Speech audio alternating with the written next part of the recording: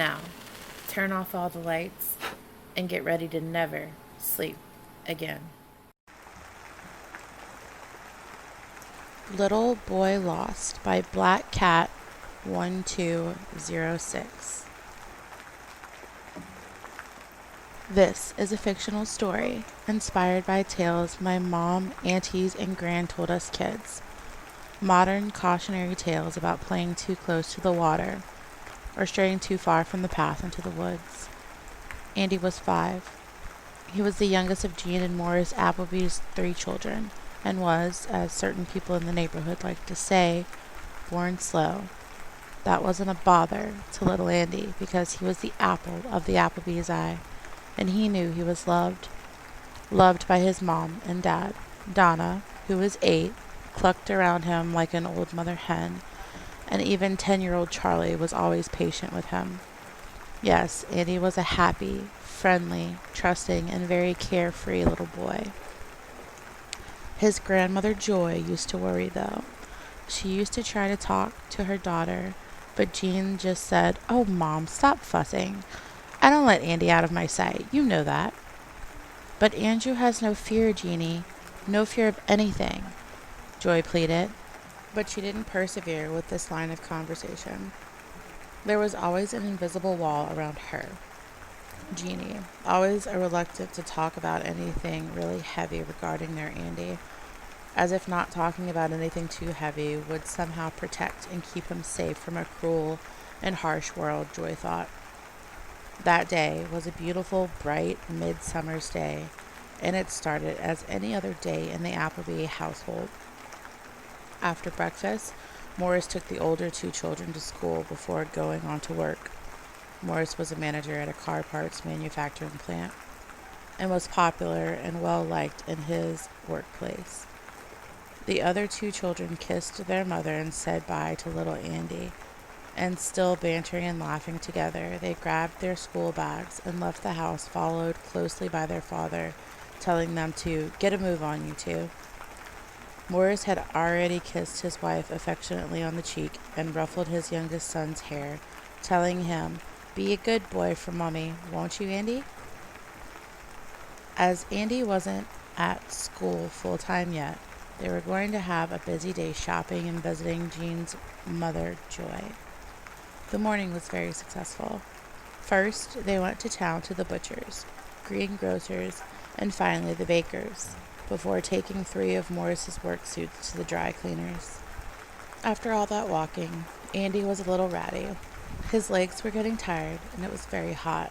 So when his mom told him that they were going to see Granny, Andy was excited. He liked going to see his gran, because she had a nice house. There was always good things to eat and drink, and he liked cuddling his gran's dog, Barney.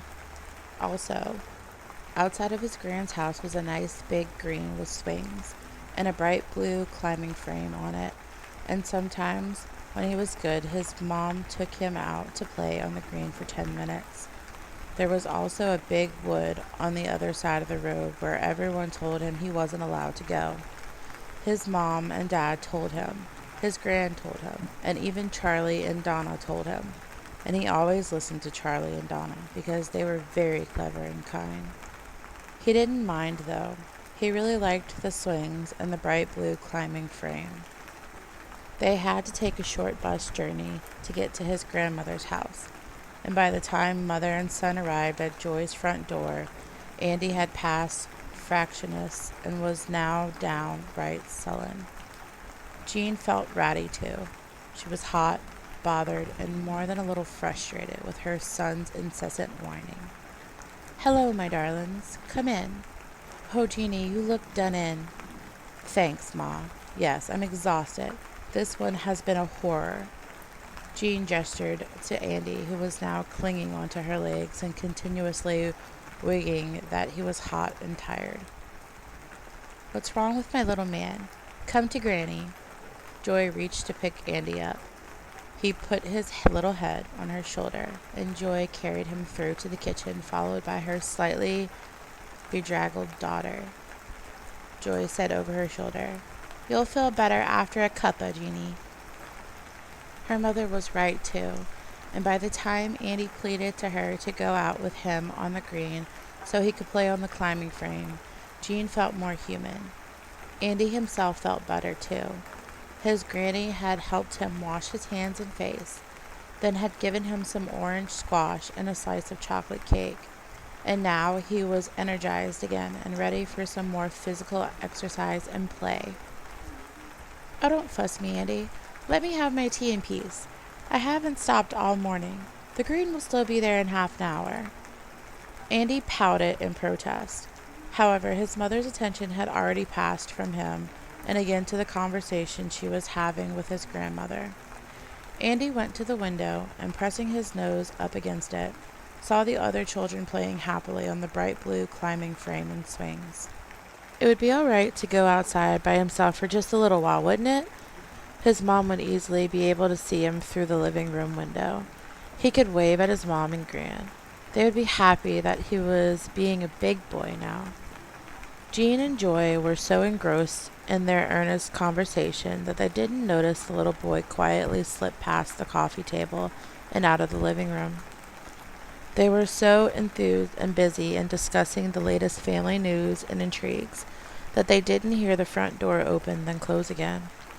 "Right. Come on then. Let's—" "Mom, where's Andy?" Jean felt her stomach churn and a rush of sheer panic, fear, and absolute dread rise up her throat and erupt it into a scream of anguish. "Andy! Andy! Where are you, baby? Please, Andy! Please answer, Mummy!" The two women then tore the house apart, desperately trying to find the little boy, their little Andy. The search was fruitless, and while Jean hurried out to the green, stopping various children, asking them, "Have you seen my little boy? He's blonde with blue eyes." The answer was always, "No, sorry." Joy quickly called the police. "Yes, hello, I'm reporting a missing child. Please, come quickly." In the weeks that followed, there was an extensive police search of the surrounding local area for little Andy Appleby. There was hundreds of volunteers from the local community, obviously including the boy's father, uncles, and father's friends. The people wanted nothing more than to find the 5-year-old, feeling the profound sadness of the entire Appleby family. Even the local woods opposite to his grandmother's house that had so fascinated Andy were searched and researched by police dogs, a police helicopter, and even secretly by 10-year-old Charlie Appleby and his friends, in the vague hope of finding anything of the missing boy. But no one ever saw or heard from little Andy Appleby again. Vanished from God's good earth, certain people from the neighborhood like to say. Greetings, spoils and ghouls. If you like this video, be sure to give it a thumbs up. If you'd like to see more, subscribe and hit the bell so you don't miss out. If you have a request or suggestion, make sure to leave them in the comment section below.